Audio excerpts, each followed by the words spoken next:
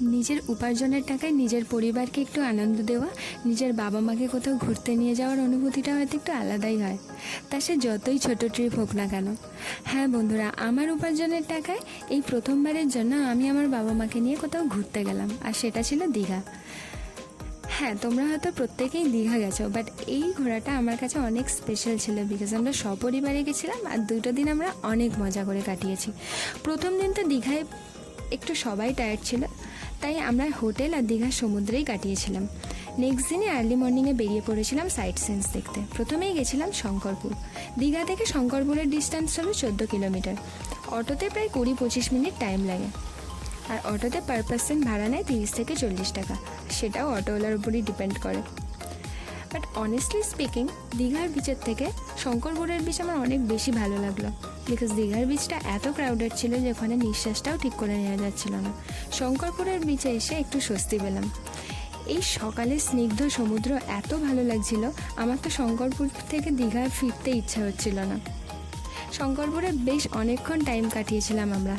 তারপরে আমরা চলে গেলাম আর একটা নতুন জায়গায়। তোমরা হয়তো অনেকেই জানবে এই নতুন জায়গাটা, সেটা হলো নায়কালী মন্দির। এটা নতুন করেই দীঘায় তৈরি হয়েছে। স্থানীয় কিছু লোকেদের থেকে জানলাম এই মন্দিরটা কিন্তু খুব জাগ্রত, আর এই মন্দিরটা স্বপ্নাদেশ পেয়েই বানানো হয়েছিল। আগে এটা চালের কুঠির একটা ছোট্ট মন্দির ছিল, সেটা এখন নতুন করে বানানো হয়েছে। আমরা যখন গেছিলাম সেটা কিন্তু তখনও আন্ডার কনস্ট্রাকশনই ছিল।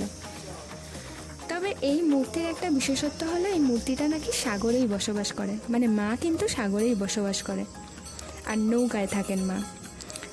মায়ে কিন্তু দুর্গারই এক অন্য রূপ।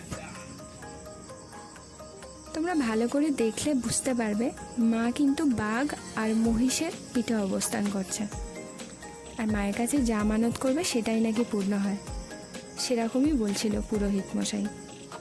আর এই মন্দিরের পেছনেই ছিল একটা পুকুর, যেটা নাকি জল কখনো নোনতা হয় না। যদিও সমুদ্রের কাছাকাছি থাকার জন্য এখানে সমস্ত জলই নোনতা, বাট ওই জল সবসময় মিষ্টি থাকে। পরে আমরা পৌঁছে গেছিলাম মোহনায়। এখানে তো মাছ দেখে আমি সত্যি অবাক হয়ে গেছিলাম। এত বড় বড় মাছ ছিল যে আমার কল্পনারও বাইরে, বাট স্মেলটা এতটাই খারাপ ছিল যে আমরা কেউই সহ্য করতে পারছিলাম না। শুটকি মাছ আর মাছের গন্ধে পুরো জায়গাটা নষ্ট করে দিয়েছিল। তবে কিছুটা হাঁটতেই যে দৃশ্য আমার চোখে পড়লো সেটা কিন্তু একদম অর্থ ছিল। একদিকে শান্ত নিরিবিলি একটা নদী, আর একদিকে উত্তাল সমুদ্র। এই দুটোর যে একটা মিলন স্থান, সেটা কিন্তু খুবই ভালো লাগছিল।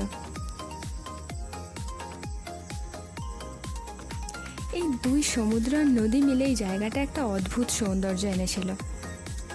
আমরা অনেকটা হেঁটে বেশ ভেতরে গেছিলাম, কারণ তখন ভাটা ছিল।